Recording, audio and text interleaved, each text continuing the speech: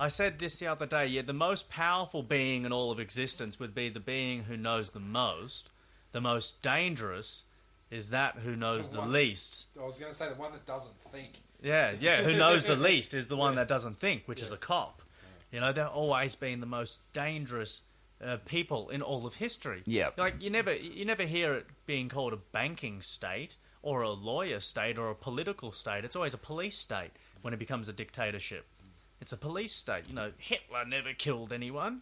It's all the fucking people doing this. Daniel Andrews has never done anything bad. It's fucking all the people that listen to him, all the cops, all the police. And they know the least, so they're the most dangerous. Yeah, that's it. And like, they're the ones who are really culpable. Even when they know it's wrong, they still do it anyway. Oh, that's it. Do they really know? No, you do have some. Yeah, you have a small percentage of the ones that actually know it's wrong. Their statute of values actually dictates they can't actually question authority. They can't go after their superiors. They have to do what they're told. It's how the whole system works. Well, yeah, they're just valuing being a coward more than doing exactly, what is right. And that's what it comes down to. It's people that live in fear of consequences of things like that, and that's the big thing. We're going to try and I try to actually get people that you can't make decisions based on fear. I mean, we all feel fear; it's a natural instinct in that, but you're not supposed to actually live your life, trying to avoid it. You have to face your fear, and that's when you find out that it's not actually anything to be scared of. It's never as bad as you think it's going to be, and you always get through it. So being fearful of a situation, it's like it's I never grasp the concept anyway. You always fear the worst. Yeah. Not always, where you can. That's nearly part. always, yeah. anyway. Yeah. Nothing's ever always. But most fear comes with a fear of death. Like, people are scared of dying because of the fear of the unknown, basically, which is death, basically. And death is the only thing you're ever guaranteed in life. When you're born, you die. That's the only thing that can guarantee you in life. And basically, pain. Pain, and suffering. Yeah. Especially when you're in Victoria. Well, some people, like women, for example, live their lives defined by their pain and suffering. They just, without that, they have nothing. They feel that their purpose is gone. That's the problem with the world as well. That's just what they think, though, but what they think is a lie. Yeah, I know, but it's false. Any chance to have a crack at women, I'll jump on that. Crack at anyone. I love my female listeners. I'm just kidding. You know that. Yeah. It's like, some people believe there's such thing as a good cop. Right? Yeah. And I have to teach people this, because I learnt this myself from Larkin Rose, who is a big anarchist. And he explains, no, there is no such thing as a good cop. It doesn't exist. Just like there is no such thing as a good rapist, or a good carjacker, or a good burglar. Like, no, it doesn't work. Just implied from what they do is wrong. Oh, but sometimes they do a good thing. No, that's not them doing a good thing as a cop. That's just them doing it, if they ever do a good thing, just as a man or woman doing a good thing. That definition of cop means someone who fucking uses violence and intimidation and threatens people, who has a superiority complex, who fucking forces things upon people. I've been attacked numerous times. We've all, suffered at the hand of these people who... It's like, do they even believe what they're doing is right? Who knows? I think they're just traumatized little kids who are in pain, and they're trying to placate their pain by causing others pain. Yeah, well, they fear people. They think we're all criminals. They feel like that. The people actually without the authority there to actually keep us in line, that we'll just fucking be running around just fucking causing chaos and shit. I know for a fact there's coppers that didn't want to have the vaccine and had it because they were coerced into it. And they know that it's wrong. Yeah, but that's again, that's the thing. You shouldn't let anyone coerce you to do anything. I went to jail. Yeah. I burnt down that tower because I refused to get vaccinated, and they weren't going to let me work. I'm trying to end the situation any way I can. Yeah. And to my credit, the lockdown here ended like a week and a half after I did that tower thing. So maybe I did actually. Maybe. Yeah. Take some credit for it. They sat there. They went, you know what? They're starting to get a little bit nuts. We're going to end this now, because otherwise they might turn on us. But yeah. Yeah, but I always hear this and it frustrates me because people believe they didn't have a choice. Yeah. It's like, no, you only lack a choice when you literally have no choice. Like, if 10 strong guys came in here right now and held you down on the ground to jab you, and you're like, shit, I'm trying to fight to the death, but I literally cannot do anything to stop this. That's a true statement where you say I had no choice. Right? But when they say, I was coerced, I had no choice, that is false. That is a lie. Because... I took the easy choice. Well, no, it was the hard choice. I Really? didn't have an easy choice. Yeah. It's just because their value system is so messed up, they don't realise they chose to be a coward. That is suffering. Yeah. Like, fuck, better to...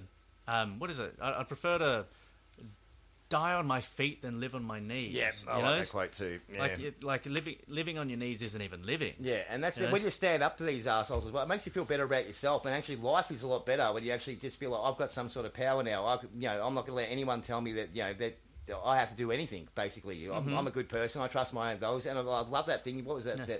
That thing you wrote up. Oh, power is choice? Which thing? I wrote a lot. What is it? Fucking it's like a fucking. The memorandum. Yes. That was great. I love that. Yeah. Does that actually? Have you actually handed that? I haven't used that yet. I haven't needed to. Okay. Yeah, it's the language they use is made up. It's like it's to draw you in, and once you start using it, you're actually contracting to be under their authority. That's why it's they're actors. They wear a costume. Yeah, exactly. That's good. That's good way to put it.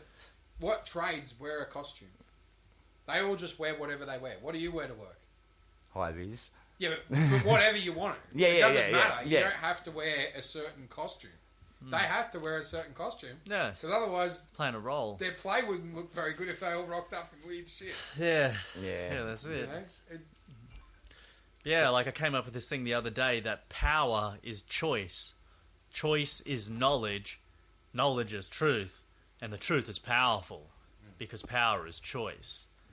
It takes a while to wrap your head around that. But all these people who thought they had no choice in lots of different situations. It's just because they chose to believe a lie, and that lie was that they were powerless. But only someone who is powerful can choose to be powerless, because only something that exists has the ability to be powerful, meaning has the ability to make a choice. Like this microphone. It cannot make a choice because it doesn't actually exist. It's not alive. It's not real.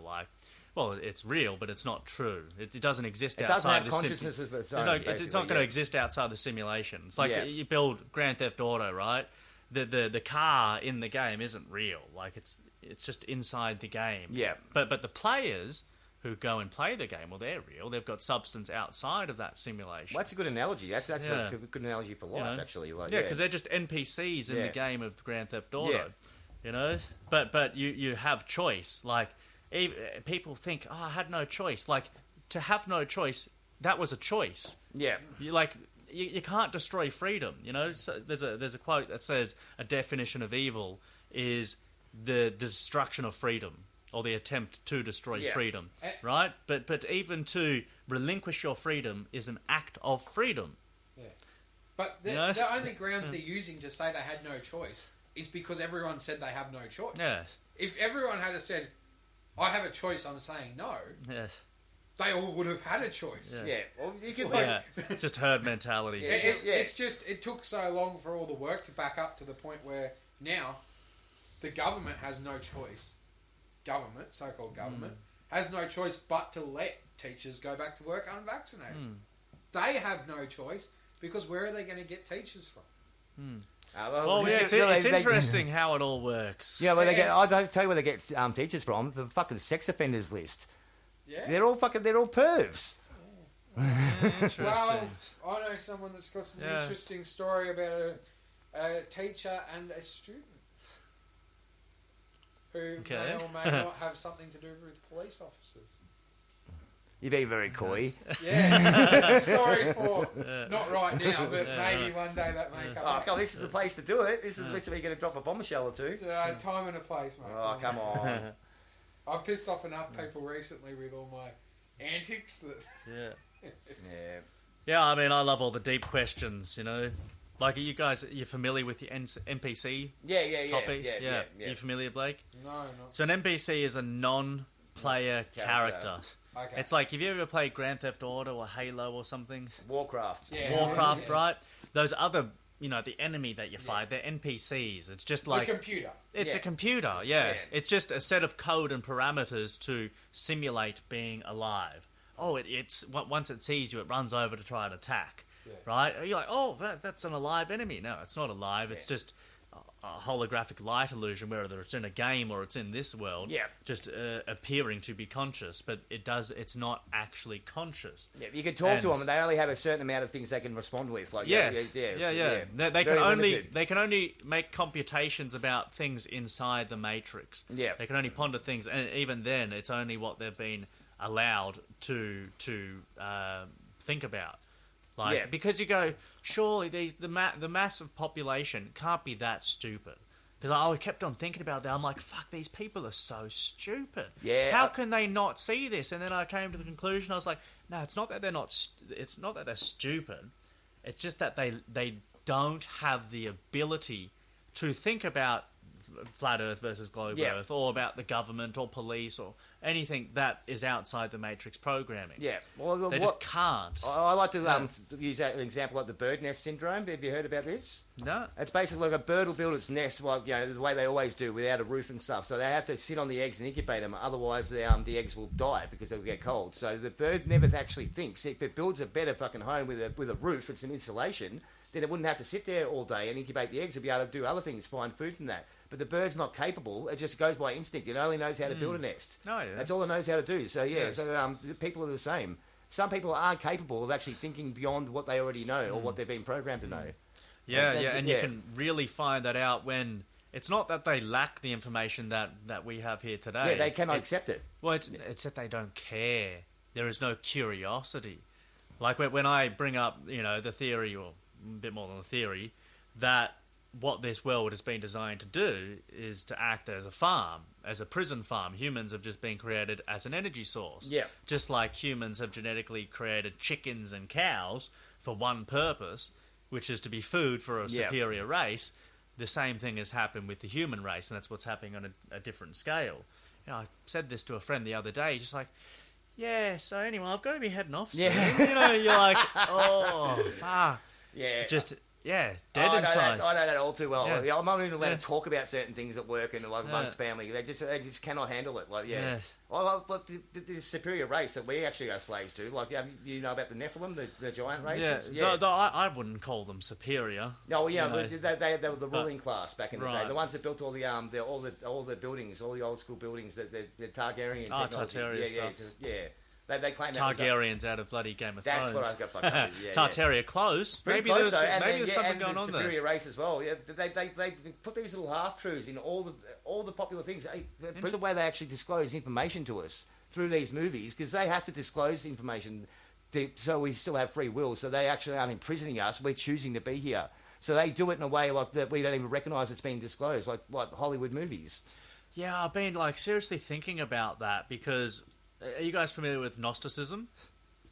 No, not the word. No. Oh, Gnosticism. Okay. So to explain what I was saying, something to do with Nostradamus? No. So the Gnostics were an ancient group that the Christians really didn't like, and they were basically sharing the truth about this realm. And the Christians were going on a rampage, like killing and slaughtering them because they didn't want this truth coming out. But according to their mythology, their theology, so what happened in the beginning? There was the spirit, and then there was the pleroma, the first creation, and then like the second creation, and from there, Sophia, an aeon of the pleroma, she decided to create something without her masculine counterpart, and so she went into the furthest reaches of existence and created. But what she created ended up becoming an abomination. It was an error, just a problem, and this thing that she created without her masculine counterpart, it became conscious. Was that the creation of Victoria Police? Worse, but very close. Yeah, worse. Victoria Police is just like a part of this thing. This truly abomination of a thing, and it declared itself to be God because it thought that it was God and that there was nothing else above it. And it ended up creating its archons, and it declared itself to be the demiurge and the artificer, the creator. And not the Gnostics call it the demiurge, and the demiurge creates its archons, and the Christians call this thing God. Yeah. And all the other religions call this thing God. But the Gnostics say, well, this thing isn't God. It's not even close. Yeah. Sure, it's a creator of this realm, but it's got nothing to do with God. Yeah. Nothing to do with it. It just created this world, and that's where we have found ourselves. Because there's different levels of truth, yeah? Yeah.